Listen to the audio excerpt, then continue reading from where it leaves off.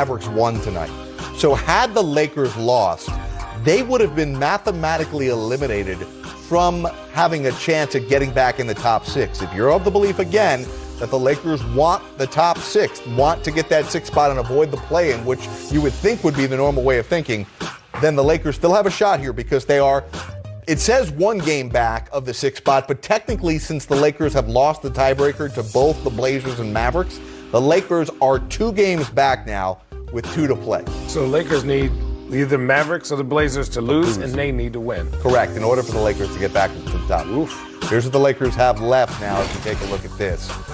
All right, so Jim. Oh, okay, they're good. Indiana and New Orleans. All right, Jimmy, for those who weren't listening to our conversation earlier, Blazers. Do the Lakers want to get that guaranteed spot in the playoffs, which I think would be the obvious answer, get to that sixth spot, or do they want the risk of playing in the play-in where the 7 seed will have 2 opportunities to win 1 game to get into the playoffs? Or you're missing the third part, be healthy and be ready to just do whatever it takes to win another title. And I think that's where the mindset of the Lakers are. If they could get to 6, fine. If they have to play in the play-in game, fine, as long as we're healthy, i.e., Dennis Schroeder is back and also LeBron is back. AD is feeling good. Doesn't matter who you put in front of them. They feel that they're still the team to beat. Hey, man, oh man, the Blazers. I mean, if you look at how, quote-unquote, easy the Lakers thing is, they got Indiana, who's, 50-50 every game, and New Orleans, who just got blown out by 30. And then you look at the Blazers, who have to play the Suns in Denver. If they lose one of those 2 games, this is what's exciting about these play-in games. Yeah. Like, the Blazers have to win all these games. And so they have to play their full roster. There's no resting, especially because I know for a fact the Blazers don't want to be in that play-in game. Okay, so take us through the thinking again for those who weren't with us earlier tonight, Channing, on why it may not be the worst-case scenario for the Lakers to stay in that 7 spot. So for me, if I'm thinking about the Lakers, if you're giving Anthony Davis more time, this is a rev-up game. Now, obviously, that rev-up game is versus a very good Golden State Warriors team.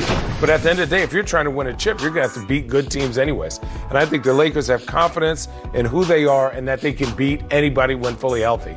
If you get a rev-up game for them and then you play the Suns, you're playing a team that I think that the Lakers like that matchup. I think they're a little bit more physical than the Suns. I think they have that veteran leadership, and also you have LeBron. I think it's going to be tough. Also, if you lose to the Golden State Warriors and Steph goes crazy and Draymond has 50, guess what? You're playing San Antonio or Memphis at home. Then you get another rev-up game. You get to work your kinks out. For me, Bron has been taking that time off to get fully healthy, but he also needs games to get back into the rhythm and get everybody going. So either way, it's going to be amazing to watch, and now I understand the play-in game and its value. But for me, watching the Portland, to me, it's not so much about Dallas. It's about Portland and L.A. Those 2 teams winning and losing is going to be pretty amazing these last 2 games.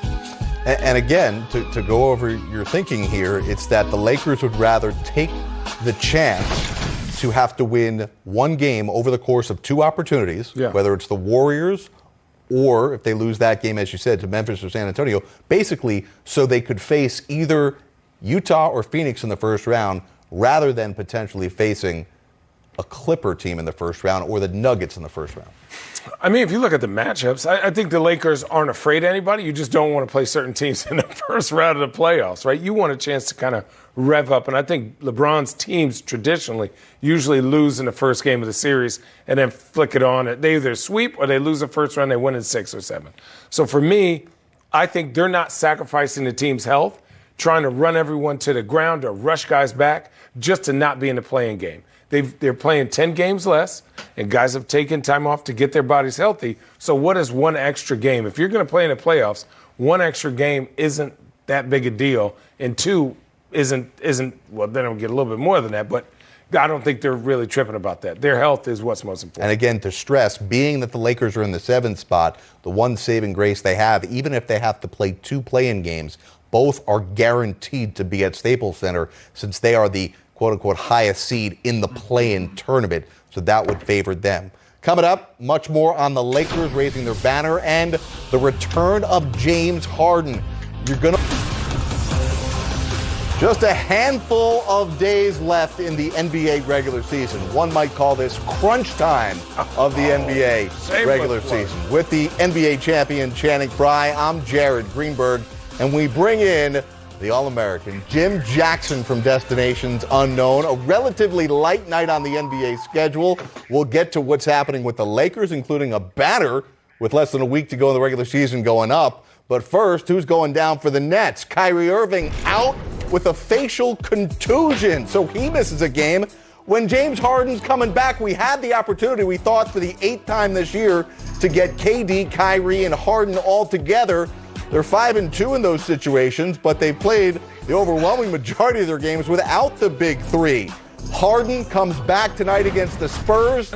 And then you have Kyrie and then Kevin Durant. Who are you going to double team in a 7-game series? And then how many rotations are you going to be in? Because they have shooting, they have length, they have versatile players.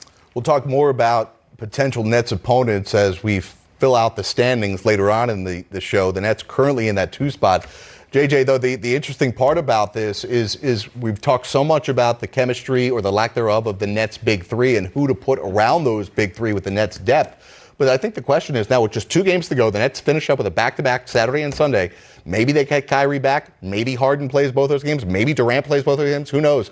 But what is Steve Nash looking at, your good buddy, going into his first ever run as in the playoffs? Well, Channing and I had the pleasure of playing with Steve, and we know how intelligent of a player he is, from playing point guard. He'll figure it out. But the challenge is this.